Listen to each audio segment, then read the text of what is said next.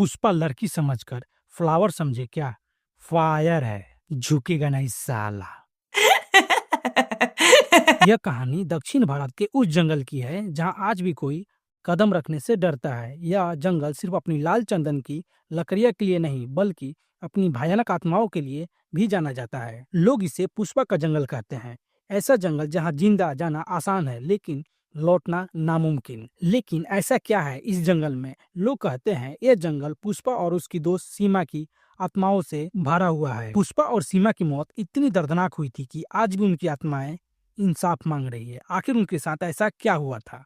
यह कहानी शुरू होती है साल 2015 में, जब इस जंगल में पहली बार खून का खेल शुरू हुआ। पुष्पा और सीमा दो बचपन की सहेलियां।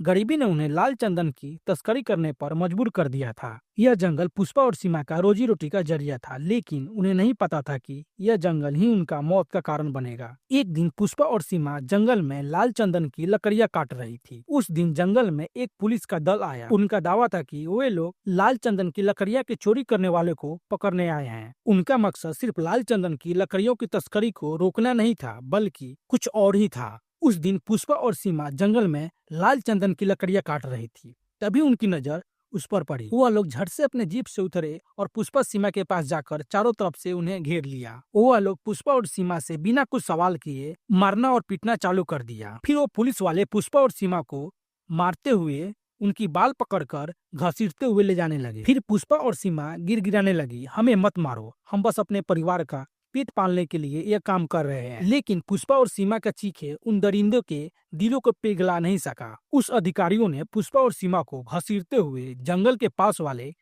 कैंप में ले गए। पुष्पा और सीमा को बुरी तरह से मारने और पीटने के बाद उस अधिकारियों ने उन दोनों का बलात्कार कर उन दोनों के साथ इतना घिनौना काम किया जिसे सुनने के बाद लोगों का रूह कांप जाए। दोनों लड़कियां पुष्पा और सीमा दर्द के मारे चीखती और चिल्लाती रही, लेकिन उनकी आवाज जंगल में ही दब के रह गई और कुछ देर बाद उनकी मौत हो गई और अचानक चारों तरफ माहौल शांत हो गया। पुष्पा और सीमा को न सिर्फ मारा गया बल्कि उनकी लाशों को पेड़ से बांध दिया गया। उनके शरीर वहीं पेड़ में बने बने सड़ते रहे और पुष्पा सीमा की आत्माएं उस जंगल में हमेशा के लिए कैद हो गई। फिर कुछ दिन बीता। उसके बाद उस जंगल से लोगों को हर रात एक आवाज सुनाई देती, जो हमारे साथ हुआ उसका बदला ये जंगल लेगा। हर इस जंगल में आने वाले को सजा मिलेगी। पुष्पा और सीमा की लाशें उस घने जंगल के पेड़ पर टंगे टंगे सर के गल गए। पुष्पा और सीमा के टंगे शरीर के पास ना ही कोई पुलिस अधिकारी और ना ही पास के गांव वाले कोई पहुंच सके। फिर कुछ दिन बाद जो लोग भी इस जंगल में जाते उनके साथ अजीब अजीब घटनाएं होने लगी। जो लोग इस जंगल में जाते वह कभी वापस नहीं लौटते। यह सिलसिला कई सालों तक चला। उसके बाद गांव वालों का कहना था कि पुष्पा और सीमा की आत्माएं अब इस जंगल की रखवाली करती है। हर दिन यहाँ मौत होने लगी। लाशें पेड़ से लटकती हुई मिलती, तो किसी के शरीर पर गहरे निशान होते, तो कभी किसी की आंखें शरीर से बाहर निकली होती। वहाँ के पास के हर गांव वाले का कहना था कि हमने यहाँ चीख सुनी है, आत्माएं हर रात घूमती है। जो भी इंसान गलती से इस जंगल में चला जाता है उसके मौत के अलावा उसे वहाँ कुछ नहीं मिलता। इस कारण से वहाँ के गाँव वाले इस जंगल में आने जाने पर पूरी तरह से रोक लगा दिया था। किसी को भी अंदर नहीं जाने देते थे। जब यह बात सरकार को मालूम चला तो सरकार ने इस घटनाओं को अफवाह मान लिया, लेकिन स्थानीय लोग जानते थे कि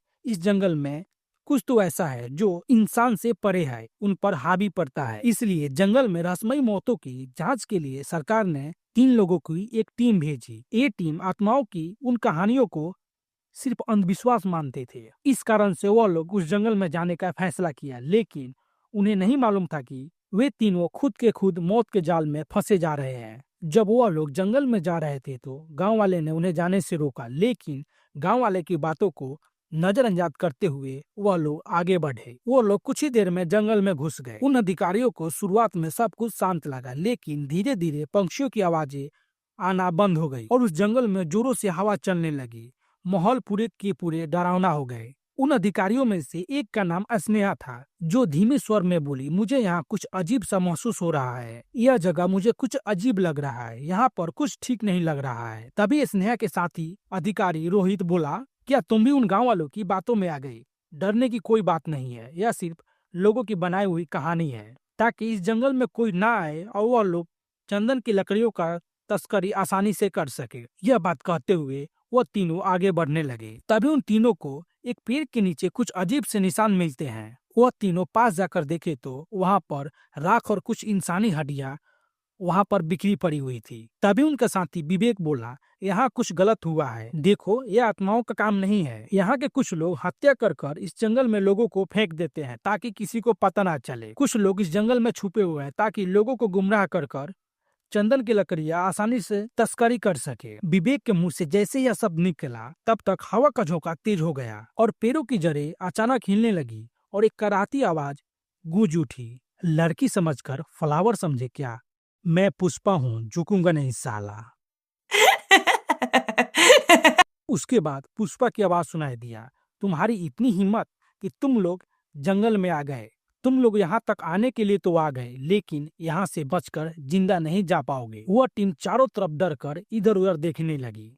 तभी देखते देखते कुछ देर में जंगल में पूरी तरह से लाल धुआं छा जाती है। वहाँ के पास के पेड़ की जड़ें उठकर टीमों को पकड़ने लगती है। तभी एक पेड़ अचानक से पीछे से विवेक पर हमला करता है और उसे खींचकर जमीन के अंदर गाड़ देता है। यह सब देखने के बाद स्नेहा और रोहित वहां से भागने की कोशिश करते हैं। रोहित और स्नेहा भागते भागते उस कैंप तक जाते हैं जहां पर पुष्पा और सीमा की हत्या की गई थी और वहां पर वह दोनों जाकर लोगों से मदद मांगते हैं, लेकिन वहां पर कोई नहीं था। वहां पर सिर्फ लाशें पड़ी हुई थी। वहां पर उन पुलिस अधिकारियों की लाशें को देखकर स्नेहा और रोहित पूरी तरह से डर जाते हैं। तब स्नेहा रोहित से बोलती है, मैंने पहले ही कहा था यहाँ पर कुछ तो गलत है। शाम होने वाला था। वह लोग पूरी तरह से डरे हुए थे। वह लोग वापस जंगल के रास्ते निकल भी नहीं सकते थे क्योंकि वह लोग जंगल के बीचों बीच एक बनाए हुए घने कैंप के अंदर छुपे हुए थे और उन दोनों के आसपास लाशें पड़ी हुई थी जो देखकर उन्हें अंदर से पूरी तरह से खपा दे रही थी। तभी स्नेहा और रोहित को उस घने जंगल की ओर से दो लड़कियां आते दिखी। उन दोनों लड़कियों को अपनी तरफ आते हुए देखकर स्नेहा और रोहित वहां से झट से उठे और उनके पास भागे भागे दौड़े चले गए और उनसे बोला, तुम लोग कौन हो? तुम लोगों को यहाँ कुछ अजीब सा सुनाई दिया? इतना बोलकर उन्होंने अपना परिचय दिया और बताया कि हम लोग सरकार द्वारा भेजे गए अधिकारी हैं। एक हमारा दोस्त अचानक गायब हो गया। उन दोनों की बातें सुनकर वह दोनों लड़कियां मुस्कुरा रही थी और वह दोनों मुस्कुराते मुस्कुराते अचानक भयानक रूप ले लिया। उन दोनों की भयानक चेहरे और लाल लाल आंखें देखकर वो लोग पूरी तरह से डर गए। तुम सरकारी अधिकारियों ने ही हमारा बाल को पकड़कर घसीटते हुए यहाँ तक लाए और हमारे साथ घिनौना काम कर कर हमें जान से मार दिया। तुम लोग हमारी शांति भंग किया है। तुम्हें क्या लगता है तुम लोग यहाँ से जिंदा बचकर चले जाओगे? तुम लोग यहाँ से जिंदा बचकर वापस नहीं जा सकते। तुम लोग यहाँ आए हो अपनी मर्जी से, लेकिन जाओगे पुष्पा की मर्जी से। पुष्पा के मुंह से यह सुनने के बाद रोहित गुस्से में आकर अपना बंदूक निकाला और सीमा और पुष्पा पर गोली चला दिया, लेकिन गोली का आत्माओं पर कोई असर नहीं पड़ा। उसके बाद स्नेहा और रोहित वहां से भागने लगे। भागते भागते उस पेड़ तक गए जहां पर पुष्पा और सीमा की उनकी लाश को टांगा गया था। जैसे रोहित और स्नेहा उस पेड़ तक पहुंचे, अचानक से वो दोनों हवा में तैरने लगे। उन्हें कुछ समझ में नहीं आ रहा था कि वो लोग वहां से कैसे निकले। तभी उन दोनों को हंसी सुनाई दिया। मैंने तुमसे कहा है ना, आए हो अपनी मर्जी से, लेकिन जाओगे पुष्पा की मर्जी से। तभी पुष्पा और सीमा से रोहित बोला, हमने तुम्हारा क्या बिगाड़ा है, हमें जाने दो।